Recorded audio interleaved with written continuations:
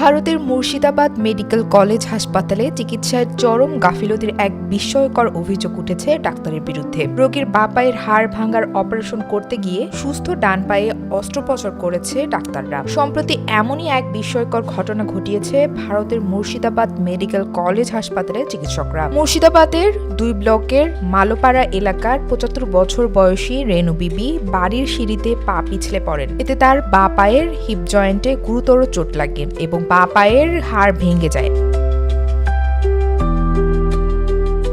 পরিবারের তৎপরতায় রেনুকে Murshidabad medical college হাসপাতালে ভর্তি করা হয়। শারীরিক পরীক্ষার পর ডাক্তাররা জানান অস্ত্রোপচার ছাড়া কোনো বিকল্প নেই। পরিবারের সম্মতি পাওয়ার পর তাকে অপারেশন থিয়েটারে নেওয়া হয়, কিন্তু বিপত্তি ঘটে অপারেশনের শেষে। রোগীকে অপারেশন থিয়েটার বা ওটি থেকে বের করার সময় দেখা যায় বাঁ পায়ের বদলে ডান পায়ে ব্যান্ডেজ করা হয়েছে। জ্ঞান ফেরার পর রোগী নিজেই চিৎকার করে জানান ভুল হয়েছে, ভুল। অভিযোগ ওঠে নার্স এবং ওটি সহকারীর উপস্থিতিতে অর্থোপেডিক সার্জন সুস্থ ডান পায়েই অস্ত্রোপচার সম্পন্ন করেছেন।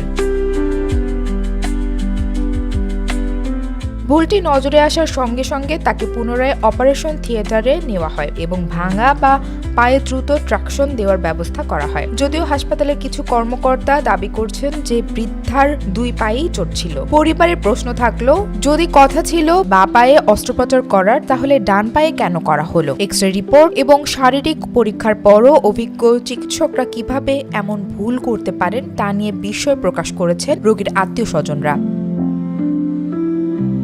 তারা জানান অপারেশন করার আগেও তো খালি চোখেও দেখা যায় কোন পায়ে সমস্যা। এক্সরে প্লেট দেখেও কেন এই ভুল হলো তা কোনোভাবেই বোধগম্য হচ্ছে না। এই ঘটনায় শোরগোল শুরু হতেই মুখ খুলেছে হাসপাতাল কর্তৃপক্ষ। মুর্শিদাবাদ মেডিকেল কলেজের ভারপ্রাপ্ত মেডিকেল সুপার অনাদি রায় চৌধুরী জানিয়েছেন, এখনো পর্যন্ত লিখিত কোনো অভিযোগ জমা পড়েনি, তবে মৌখিক অভিযোগ পেয়েছি। গোটা বিষয়টি গুরুত্ব সহকারে খতিয়ে দেখা হচ্ছে। তদন্তে কারো গাফিলতি বা দায়িত্বহীনতা প্রমাণিত হলে যথাযথ ও কঠোর ব্যবস্থা নেওয়া হবে।